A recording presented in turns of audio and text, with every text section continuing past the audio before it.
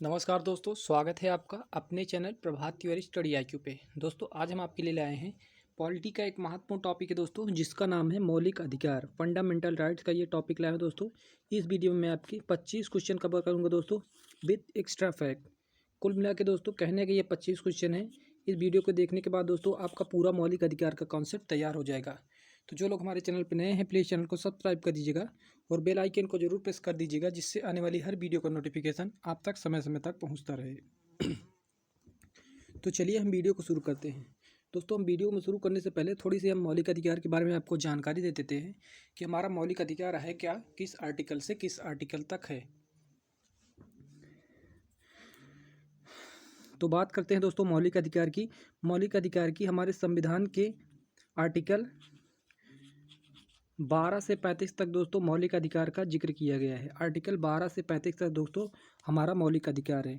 प्रारंभ में जब मौलिक अधिकार बने थे तब हमें 7 मौलिक अधिकार मिले थे, लेकिन वर्तमान में भी 6 मौलिक अधिकार हैं। और 7वां मौलिक अधिकार कौन सा था? तो संपत्ति का अधिकार दोस्तों पहले हमारा मौलिक अधिकार था। लेकिन ध्यान देखिएगा, 44वां संविधान संशोधन 1978, 44वां संविधान संशोधन 1978 किया गया और मौलिक अधिकार को हटा दिया गया और इसे 300A में रखा गया। 300A में यह एक कानूनी अधिकार है दोस्तों, इसको ध्यान रखिएगा। यह एकमात्र कानूनी अधिकार है। पहले यह हमारा मौलिक अधिकार था, लेकिन 44वां संविधान संशोधन 1978 किया गया और इसको मौलिक अधिकार से हटा दिया और 300A में रखा गया, जो कि अब कानूनी अधिकार रह गया है। वर्तमान में अगर मौलिक अधिकार की संख्या पूछे तो वर्तमान में मौलिक अधिकार की संख्या 6 है, इसको आप ध्यान रखिएगा। कभी कभी क्वेश्चन पूछा दोस्तों कि हमारा मौलिक अधिकार दोस्तों कहाँ से लिया गया है। दोस्तों मैं आपको बता देता हूँ कि हमारे कॉन्स्टिट्यूशन में जितने भी अमेंडमेंट हैं या फिर जितने भी स्रोत हैं दोस्तों, वो उधार का थैला, भारतीय संविधान को इसीलिए उधार का थैला किया जाता है क्योंकि दोस्तों हमारे संविधान में जितने भी स्रोत हैं वो विदेशों से लिए हैं। जैसे हमारे नागरिकता का स्रोत है दोस्तों, ये ब्रिटेन से लिया है। और जो हमारा संविधान संशोधन की प्रक्रिया है यह साउथ अफ्रीका से लिया गया है। और दोस्तों जो हमारा मौलिक अधिकार है यह अमेरिका के संविधान से लिया गया है। इसी प्रकार दोस्तों नीति निर्देशक सिद्धांत जो है दोस्तों आयरलैंड से लिया गया है। तो दोस्तों हमारे संविधान को उधार का थैला कहा जाता है, क्योंकि दोस्तों हमारा जो संविधान है ये विभिन्न देशों से कॉपी किया गया है, इसीलिए इसको उधार का थैला कहते हैं। तो चलिए हम वीडियो को शुरू करते हैं और आपका एक एक कॉन्सेप्ट क्लियर करते हैं। पहला क्वेश्चन दोस्तों है, संविधान के किस भाग को भारत का मैग्ना कार्टा कहा जाता है? तो इसका सही आंसर हो जाएगा भाग 3। भाग 3 को दोस्तों संविधान का मैग्ना कार्टा कहा जाता है। अगर क्वेश्चन आपको घुमा के पूछ लिया जाए दोस्तों कि भारत का मैग्ना कार्टा किसे कहते हैं, तो मौलिक अधिकार को दोस्तों मैग्ना कार्टा कहते हैं। अब यहाँ पे दोस्तों मैंने भाग 3 लगाया है क्योंकि दोस्तों भाग 3 में ही हमारा मौलिक अधिकार का जिक्र है। आर्टिकल 12 से 35 तक मौलिक अधिकार का जिक्र है भाग 3 में, इसको आप ध्यान रखिएगा। चलते हैं दोस्तों, अगला क्वेश्चन है क्वेश्चन नंबर 2, संविधान का भाग 3 किससे संबंधित है? तो मैंने आपको ऊपर अभी बताया है संविधान का भाग 3 हमारा मौलिक अधिकार से संबंधित है। ऑप्शन नंबर 3 बिल्कुल सही हो जाएगा। संविधान का भाग 3 मौलिक अधिकार से संबंधित है। क्वेश्चन नंबर 3 दोस्तों देखिएगा, संविधान में मौलिक अधिकारों से संबंधित किस आर्टिकल में वर्णन किया गया है? तो आपको बताना है कि जो संविधान में मौलिक अधिकारों का आर्टिकल है वो किस आर्टिकल से किस आर्टिकल तक है। तो दोस्तों मैं आपको बता देना चाहता हूँ, आर्टिकल 1 से 4 में राज्य के बारे में बताया गया है दोस्तों। राज्य के बारे में आर्टिकल 1 से 4 तक है। और दोस्तों हमारा 12 से 35 दोस्तों मौलिक अधिकार को बताता है। तो इसका सही आंसर हो जाएगा दोस्तों 12 से 35। और दोस्तों बात करते हैं 36 से 51। 36 से 51 में दोस्तों हमारा DPSP यानी नीति निर्देशक सिद्धांत को वर्णन किया गया है। DPSP का फुल फॉर्म होता है दोस्तों डायरेक्टिव प्रिंसिपल। तो हमारा जो अभी के लिए क्वेश्चन दोस्तों ये है कि हमारा संविधान में मौलिक अधिकार का वर्णन किस आर्टिकल में है? तो आर्टिकल 12 से 35 तक हमारा मौलिक अधिकार का वर्णन है। क्वेश्चन नंबर 4, भारतीय संविधान में कुल कितने मौलिक अधिकार हैं? तो भारतीय संविधान में कुल मिलाकर वर्तमान में भी 6 मौलिक अधिकार हैं। मैंने आपको बताया है 44वां संविधान संशोधन 1978 में एक अधिकार हटा दिया गया, इसलिए अभी हमारे पास कुल मिलाकर 6 अधिकार हैं। तो वर्तमान में भारतीय संविधान में 6 अधिकार हैं। क्वेश्चन नंबर 5 देखिएगा दोस्तों, भारतीय संविधान द्वारा भारतीय नागरिकों को मूल रूप से कुल कितने अधिकार प्रदान किए गए थे? तो जब हमारा संविधान बना था दोस्तों, तब कुल मिलाकर नागरिकों को कुल कितने मौलिक अधिकार प्राप्त किए गए थे? तो कुल मिलाकर पहले 7 मौलिक अधिकार थे, एक अधिकार को हटा दिया गया और वह अब संपत्ति का अधिकार कानूनी अधिकार रह गया है। इसको आप ध्यान रखिएगा, जिसका वर्णन दोस्तों आर्टिकल 300A में है। इसको आप ध्यान रखिएगा, काफ़ी इंपॉर्टेंट क्वेश्चन दोस्तों। काफ़ी बारी क्वेश्चन बनता है कि 44वें संविधान संशोधन में क्या हुआ था। तो 44वां संविधान संशोधन 1978 में संपत्ति के अधिकार को दोस्तों हटा दिया गया था। दोस्तों मैंने इस क्वेश्चन को आपको 3-4 बार इसलिए बताया है क्योंकि ये दोस्तों काफ़ी बार पूछता है कि 44वां संविधान संशोधन कब हुआ था या फिर 44वां संविधान संशोधन किससे संबंधित है। क्वेश्चन नंबर 6 देखिएगा दोस्तों, भारतीय संविधान में मौलिक अधिकार किस देश के संविधान से लिया गया है? मैंने ऊपर अभी आपको बताया था, भारतीय संविधान को उधार का थैला कहते हैं। उधार का थैला कहते हैं दोस्तों। यहाँ पर विभिन्न स्रोत जो हैं वो कई देशों से लिए गए हैं। तो जो मौलिक अधिकार है ये कहाँ से लिया गया है पूछा है, तो मौलिक अधिकार दोस्तों हमारा अमेरिका से लिया गया है। अब यहाँ पे दोस्तों आया है इंग्लैंड। इंग्लैंड से क्या लिया गया है दोस्तों? इंग्लैंड से एकल नागरिकता। एकल नागरिकता दोस्तों इंग्लैंड से लिया गया है। अमेरिका से दोस्तों मौलिक अधिकार लिया गया है, मौलिक अधिकार लिया गया है। और दोस्तों जर्मनी से दोस्तों हमारा लिया है आपातकाल का सिद्धांत। आपातकाल का सिद्धांत लिया गया है दोस्तों हमारा जर्मनी के संविधान से। तो इसको आप ध्यान रखिएगा। क्वेश्चन नंबर 7, भारतीय संविधान के अनुसार निम्न में से कौन सा मूल अधिकार नहीं है? तो 4 ऑप्शन है दोस्तों, आपको बताना है कि हमारा मूल अधिकार कौन सा नहीं है। शिक्षा का अधिकार दोस्तों हमारा मूल अधिकार है। सूचना का अधिकार दोस्तों इसको देखिएगा, भाषण का अधिकार हमारा मूल अधिकार है। जीवन जीने का अधिकार दोस्तों हमारा मूल अधिकार है। और यहाँ पे एक बच जाता है दोस्तों हमारा सूचना का अधिकार। सूचना का अधिकार दोस्तों हमारा मौलिक अधिकार नहीं है, इसको संविधान संशोधन करके जोड़ा गया है। तो ये ऑप्शन बी बिल्कुल सही हो जाएगा। सूचना का अधिकार दोस्तों हमारा मौलिक अधिकार नहीं है। क्वेश्चन नंबर 8 देखिएगा दोस्तों। क्वेश्चन नंबर 8 है, निम्न में से कौन से मूल अधिकार राष्ट्रीय आपातकाल के दौरान स्वतः समाप्त हो जाते हैं? कहने का मतलब ये दोस्तों, जब हमारी नेशनल इमरजेंसी लगती है, नेशनल इमरजेंसी का मतलब दोस्तों ये होता है कि जब भी राष्ट्रपति शासन लगता है तो कौन से अधिकार हैं जो स्वतः नहीं समाप्त होते हैं। दोस्तों हमारे सभी अधिकार समाप्त हो जाते हैं नेशनल इमरजेंसी लगने के समय, लेकिन हमारे 2 अधिकार ऐसे हैं जो नेशनल इमरजेंसी के वक्त भी नहीं समाप्त होते। वो कौन कौन से हैं? तो दोस्तों ऑप्शन नंबर 3 बिल्कुल सही हो जाएगा, आर्टिकल 20 और 21। 20 और 21 दोस्तों राष्ट्रपति शासन लगता है तब भी हमारा 20 और 21 नहीं समाप्त होता है। अब बात करते हैं दोस्तों आर्टिकल 20 में क्या लिखा है। आर्टिकल 20 में लिखा है दोस्तों दोष सिद्धि का अधिकार। दोष सिद्धि का अधिकार है दोस्तों आर्टिकल 20 में। और दोस्तों 21 में क्या है? 21 में है दोस्तों जीवन जीने का अधिकार। जीवन जीने का अधिकार दोस्तों हमारा आर्टिकल 21 है, इसको दोस्तों हमसे कोई नहीं छीन सकता। और दोस्तों हमारा दोष सिद्धि का अधिकार दोस्तों कोई नहीं छीन सकता। अगर राष्ट्रपति शासन लगा है तब भी हमें दोष सिद्धि का अधिकार कोई भी नहीं छीन सकता। इसको आप ध्यान रखिएगा। चलते हैं दोस्तों, क्वेश्चन नंबर 9 है दोस्तों, संविधान में उद्घोषित मौलिक अधिकारों में संशोधन किया जा सकता है। तो यहाँ पे दोस्तों पूछा गया है संविधान में जो उद्घोषित मौलिक अधिकार आपको दिए हैं इसमें संशोधन कौन कर सकता है? तो इसका सही आंसर हो जाएगा दोस्तों संसद द्वारा। मौलिक अधिकार में संशोधन कौन कर सकता है? तो संसद द्वारा दोस्तों मौलिक अधिकार में संशोधन किया जा सकता है। क्वेश्चन नंबर 10 देखिएगा दोस्तों, मौलिक अधिकारों को लागू करने का दायित्व किस पर है? तो मौलिक अधिकारों को दायित्व दोस्तों हमारा उच्चतम न्यायालय और उच्च न्यायालय को मौलिक अधिकारों को लागू करने का दायित्व है।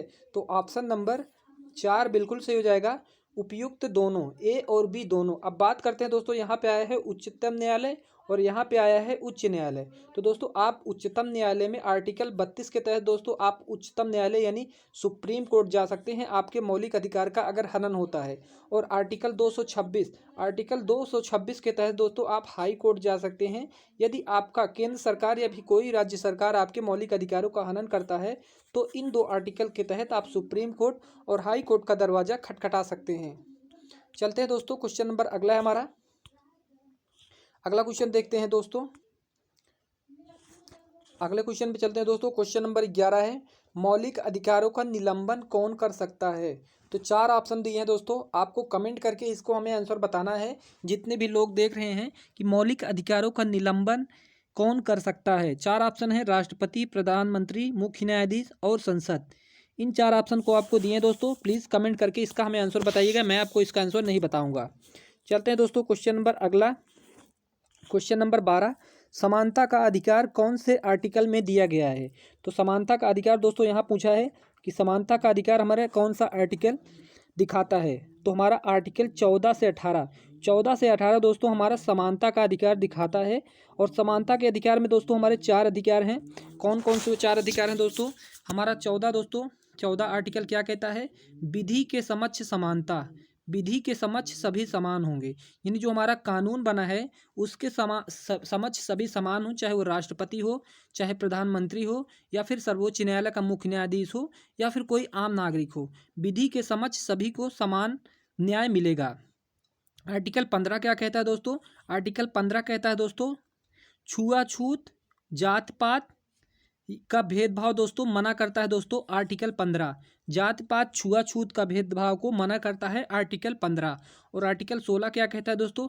आर्टिकल 16 कहता है कि जितने भी सरकारी कर्मचारी या सरकारी नौकरियां होंगे दोस्तों उनमें सभी को समान अवसर मिलेगा, उनमें सभी को समान अवसर मिलेगा, किसी प्रकार का भेदभाव नहीं होगा दोस्तों सरकारी नौकरियों में। तो आर्टिकल 16 हमारा विभिन्न प्रकार की सरकारी नौकरियों में समानता को दिखाता है। आर्टिकल 17 क्या कहता है दोस्तों। आर्टिकल 17 कहता है दोस्तों, अस्पृश्यता का अंत, अस्पृश्यता का अंत। कई लोग दोस्तों अस्पृश्यता नहीं समझ रहे होंगे। अस्पृश्यता का मतलब होता है दोस्तों छुआछूत, छुआछूत का अंत। छुआछूत का अंत किस आर्टिकल में दोस्तों। आर्टिकल 17 हमारा दिखाता है छुआछूत का अंत। और दोस्तों हमारा समानता में एक बच जाता है आर्टिकल 18। आर्टिकल 18 कहता है दोस्तों उपाधियों का अंत, उपाधियों का अंत। यानी उपाधि क्या होता है दोस्तों। पहले दोस्तों ब्रिटिश का एक रूल था कि जिस किसी को लड़ाना होता था उनको बड़ी बड़ी उपाधियां दे दी जाती थी, जिसके कारण दोस्तों भारत ने ये निर्णय लिया कि अब उपाधियां कोई भी विदेशी भारत को नहीं दे सकता। अगर कोई भी उपाधि धारण करनी है, कोई भी उपाधि आपको लेनी है, तो सबसे पहले आपको राष्ट्रपति से परमिशन लेना होगा कि आप उस उपाधि को धारण कर सकते हैं नहीं। तो उपाधियों का अंत आर्टिकल हमारा 18 दिखाता है। तो यहाँ पे क्वेश्चन आया दोस्तों, समानता का अधिकार कौन से अनुच्छेद में दिया गया है। तो समानता का अधिकार हमारा 14 से 18 आर्टिकल में दिया गया है।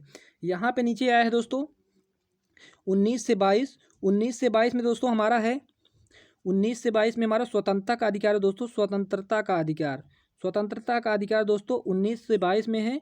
और 23 से 24 आर्टिकल दोस्तों जो है हमारा शोषण के विरुद्ध अधिकार, शोषण के विरुद्ध अधिकार दोस्तों हमारा आर्टिकल 23-24 दिखाता है दोस्तों शोषण के विरुद्ध अधिकार।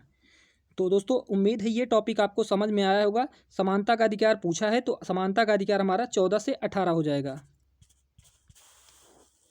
चलते हैं दोस्तों अगले क्वेश्चन पे।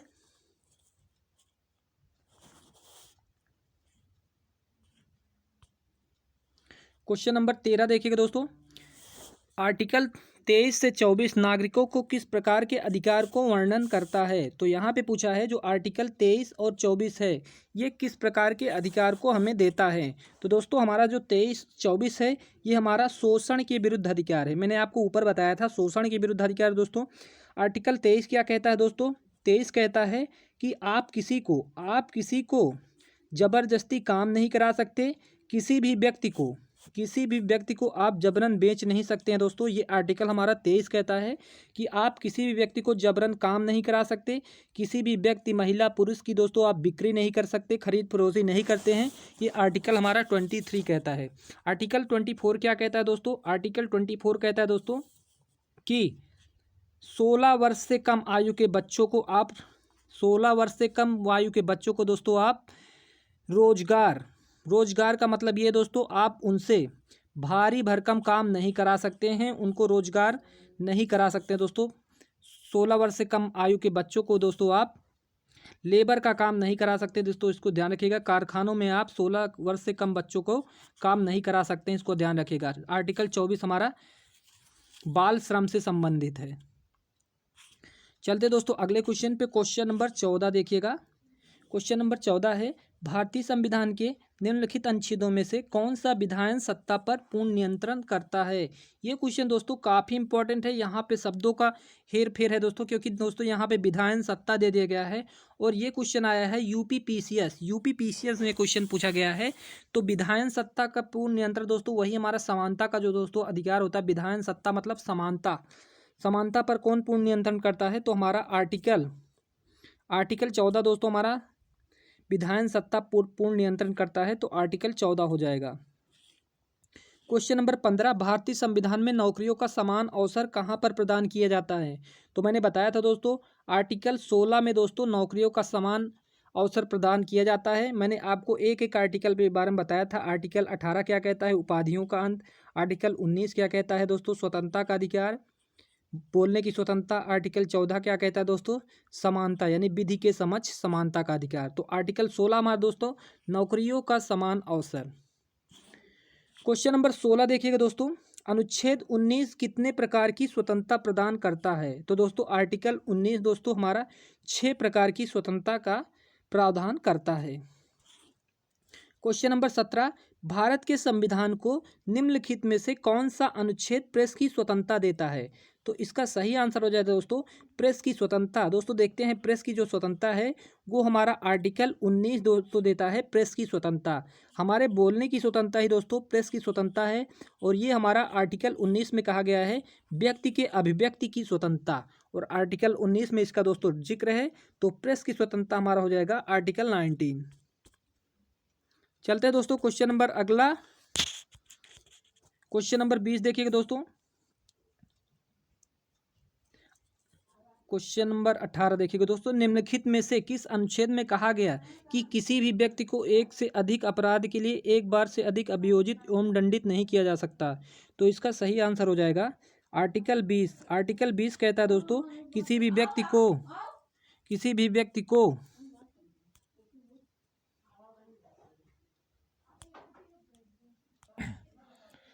चलते हैं दोस्तों क्वेश्चन नंबर 19 है, 86वें संविधानिक संशोधन अधिनियम द्वारा शिक्षा का अधिकार मौलिक अधिकार में कब शामिल किया गया।